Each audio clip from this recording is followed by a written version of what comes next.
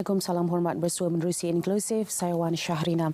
Bercakap tentang keusahawanan, kita juga telah mendengar tentang dasar keusahawanan nasional, tentang rangka tindakan keusahawanan sosial, dan ini semua membawakan kita mungkin kepada pemikiran sejauh mana sebenarnya anjakan terhadap keusahawanan telah berlaku di negara kita.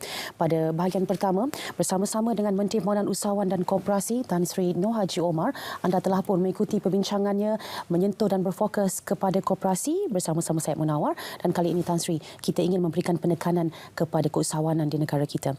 Mungkin pertama sekali sebagai pembukaan, kita ingin tahu kedudukannya sekarang ini, posisinya, adakah telah boleh kita banggakan tahap dan pencapaian serta prestasi usahawan-usahawan kita, terutamanya dalam kalangan mereka dalam SME ataupun industri kecil dan sederhana. Tan Sri. Terima kasih banyak Cik Wan yang sudi jemput saya bagi ruang untuk cerita pasal keusahawanan. Jadi kalau tanya macam mana tahap pencapaian, sebenarnya kalau kita lihat dasar kerajaan ni sejak kerajaan Malaysia Nasional lah saya nak cakap, dan memang dah cantik disusun. Contoh bagaimana kerajaan nak menolong berbagai-bagai lapisan usahawan. Contoh, ditubuh beberapa agensi. Contoh Amanah Ikhtiar. Amanah Ikhtiar ni dia kalau nak pinjam Amanah Ikhtiar maksimum hanya 30,000 saja. Lebih 30,000 Amanah Ikhtiar dia tak boleh bagi. Kemudian siapa nak pinjam lebih 30,000 boleh pergi kepada tekun. Tekun nasional ni pula dia hanya boleh bagi pinjam 100,000 saja. Lebih 100,000 tekun tak boleh bagilah. Okey. Kalau nak pinjam lebih 100,000 mana dia nak bagi? Dari satu lagi agensi dia panggil Perbadanan Usahawan Nasional Berhad PUNB boleh bagi pinjam sampai 10 juta. Nak lebih 10 juta, ada lagi agensi yang lain. Ada SME Bank, kita ada Bank Rakyat, itu yang di bawah kementerian saya lah. Jadi daripada segi bagaimana kerajaan nak membangun, nak tolong usahawan, yang you tanya tadi, bagaimana usahawan kita. Sebab kita lihat bahawa daripada segi keusahawanan ni, ialah Bumi Putera terutamanya. Dari segi pendidikan, alhamdulillah, Bumi Putera, kita tengok dah ramai berjaya. Ramai dah jadi profesor, ramai dah Bumi Putera. Tapi bila keusahawanan ni agak kurang sedikit. Jadi kerana itulah kerajaan telah menyusun dasar-dasar ini kerana kita nak melahirkan bangsa usahawan supaya keusahawanan yang kita bidang keusahawanan di dalam negara kita ni kita kena kongsi bersamalah. Bersama. Kerana itulah kerajaan, tetapi dalam kita nak membantu usahawan ni saya nak jelaskan bahawa kerajaan bukan saja tolong usahawan Bumi Putera. Usahawan bukan Bumi Putera pun ada peruntukan dan peluang-peluang yang disediakan oleh pihak kerajaan seperti melalui SME Corp, yang satu-satunya agensi yang memberikan grant kepada usahawan. Ini juga kepada bukan Bumi Putera pun kita ada berikan bantuan. Jadi itulah di antara orang kata prasarana yang disediakan oleh pihak kerajaan untuk kita nak melahirkan satu bangsa usahawan ini. Ya. Agensi-agensi yang Tan Sri sebutkan tadi, kita melihat bahawa fokus dan perhatian mereka kepada pembiayaan, kepada pendanaan. Tapi kita ingin tahu sejauh mana selepas itu para usahawan kita ini sentiasa berada dalam track yang betul. Adakah pemantauan dibuat? Bagaimana pula dengan coaching keusahawanan mereka? Kerana kita selalu melihat contohnya coaching ataupun latihan untuk keusahawanan ini selalunya diperolehi daripada jurulatih-jurulatih keusahawanan luar yang charge dengan harga yang mahal. Tapi untuk KUSKOP sendiri, tidak adakah dari kementerian contohnya yang boleh melatih usahawan-usahawan kecil kita dengan berjaya, dengan baik? Ya, terima kasih soalan yang baik.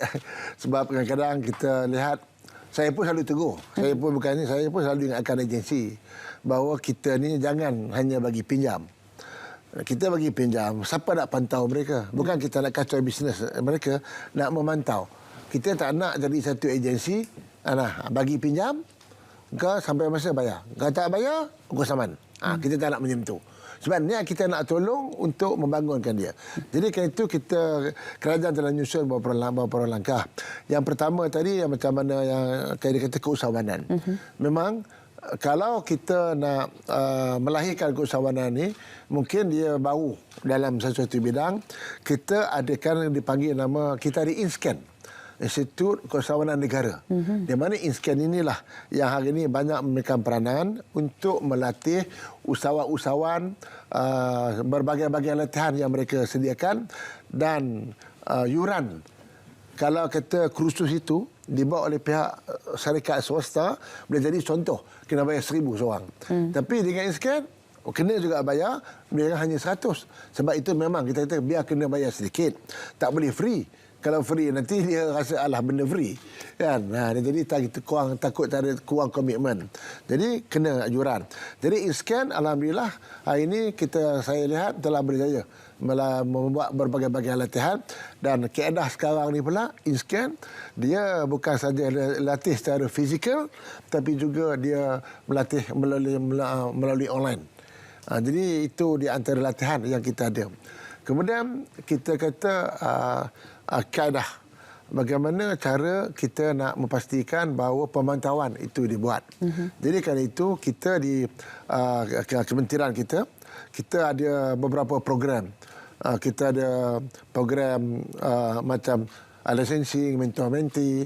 Kita ada yang kita akan kenalkan tak lama lagi ni. Kita ada sistem payung. Di mana dengan sistem yang kita ada ni, dia ada anchor dia, ada mentor dia. Jadi mentor dia ni, dia kena bertanggungjawab untuk membantu usahawan yang mereka telah lantik. Kerana kata orang, bila kena pantau, supaya dia dah kaya lah, mentor ni kerana dia dah berjaya. Jadi dia dah kaya, dia kena share lah. Bagi orang lain share juga. Jadi maksudnya dia ada satu jenama. Jadi dia boleh buka beberapa cawangan. Dan bila buka beberapa cawangan, sekarang ni kita akan buat satu spek ni, satu payung ni. Okey. Kita kata, okey, kalau kita saya nak bagi you jadi ejen saya. Jadi kita kena kongsi bersama. Kalau dulu saya saja yang pinjam loan tu saya tanggung. Jadi kalau you lari saya tanggung. Dan ada juga sekarang ni you yang buat pinjaman. Kalau saya lari pula, saya tak tolong, saya mentor, tak tolong, you rugi, you kena bayar. So now kita pendekatan baru sama-sama. We share. Kita dalam syarikat, you pada share, saya pada share. Jadi kita bila kita dapat pinjaman tu nanti, saya sebagai mentor akan kita berkongsi untuk memastikan bahawa kita sama-sama tolong-menolong, bantu-membantu untuk kita nak macam saya, kalau saya mentor, supaya produk saya ni tersebar luas. Kita juga bila saya untung, bukan saya saja untung, kita share dia untung. Itu salah satu kaedah yang kita akan buat nanti, supaya konsep payung ni akan saya harap akan lebih berkesan. Kemudian latihan. Selain daripada kita buat latihan InScan, semua agensi-agensi di bawah kebanyakan agensi di bawah kementerian saya ni memang ada dia punya agensi latihan. Yang program-program latihan. Contoh PUMB, dia ada jumper namanya, buat latihan. Semualah ada TIUB, berbagai-bagai agensi ada latihan-latihan, kerana kita sedar bahawa usahawan ini mereka ni berminat, tetapi kadang-kadang kalau kurang asasnya, itu yang menyebabkan dia mungkin separuh jalan. Dan juga kita nak menanamkan semangat di kalangan mereka ni, iaitu makan gaji lebih baik daripada berniaga lebih baik daripada makan gaji. Sesuai dengan hadis Nabi Muhammad SAW, 9/10 punca rezeki datangnya daripada perniagaan. Jadi inilah beberapa program yang kita buat untuk melatih usahawan, yang kita lihat akan hasil saya tengok. Saya masih ingat lagi. Dulu ada satu agensi. Saya pernah jadi Menteri Pembangunan Usahawan dan Koperasi tahun 2008, kalau tak silap saya dulu. Ini saya kali kedua saya kembali kepada kementerian ini. Ada satu agensi. Dia punya NPL bagi pinjam tak bayar dekat 50%. Dan ada berapa lagi bahawa kita NPL cukup tinggi. Ya, orang kata ini dia kerajaan. Dia pinjam, ada yang tak bayar. Tetapi alhamdulillah sekarang ini agensi yang dulu waktu saya belum jadi Menteri Pertanian, Menteri Pembangunan Usahawan ni, agak tinggi dia punya NPL yang tak bayar ni, tapi hari ini agensi tersebut berjaya reducekan hanya lebih kurang 10% saja dia punya NPL. Jadi bermakna kesedaran usahawan kita tak macam dah berubah. Mereka berniaga, mereka memang serius nak berniaga, dan mereka bayar hutang-hutang. Dan malah yang saya cukup kagum dan rasa berbangga lah, bila waktu kita bagi moratorium. Kita ingat moratorium ni memang tak payah bayar lah. Tetapi dalam waktu PKP, walaupun kita bagi moratorium, tapi banyak ada yang memilih untuk bayar. Dia bayar macam biasa. Itu nampaknya berapa seriusnya mereka dah mula minat dalam bidang perniagaan ini. Okey, baik. Tan Sri, kalau kita mendengar apa yang Tan Sri sebutkan, saya rasa usaha-usaha ini perlu dipuji bahawa memang ada iltizam untuk meningkatkan, memberikan ajakan paradigma kepada keusahawanan kita. Namun, kita tahu dasar polisi mengambil masa untuk dijalankan, untuk dirangka, dijalankan, diimplementasi. Sedangkan perubahan zaman dan teknologi yang memberikan kesan secara langsung kepada keusahawanan itu terlalu pantas. Dinamisme dalam kita mempelbagaikan kemampuan ataupun keupayaan keusahawanan kita itu, adakah kementerian dan kerajaan berada pada landasan yang cukup pantas, cukup betul bersama dengan perubahan teknologi ini? Ya, memang. Orang kata kalau kita tak ikut pada zaman, kita akan ketinggalan zaman. Ada kita kena pegang prinsip itu. Jadi sekarang ni apa perubahan di antaranya seperti yang kata tadi, waktu sekarang ni zaman IT. Betul. Internet. Waktu waktu PKP dulu, saya pun terkejut juga bila tengok angka di samping beribu usahawan di tepi jalan tutup, tak boleh berniaga. Rupanya dalam diam-diam beribu orang untung berniaga kat mana? Online. Rupanya dah waktu PKP tu bisnes online tumbuh macam cendawan. Dan memang mendatangkan hasil yang lebih baik. Jadi begitu juga sekarang ini dengan kemudahan-kemudahan Grab, pengangkutan dan sebagainya kita ada, maka dah sampai masanya sekarang ini bahawa perniagaan online ini menjadi keutamaan kepada kementerian. Dan sebelum ini pun sebenarnya kementerian ni dia ada macam-macam bisnes online. Kita macam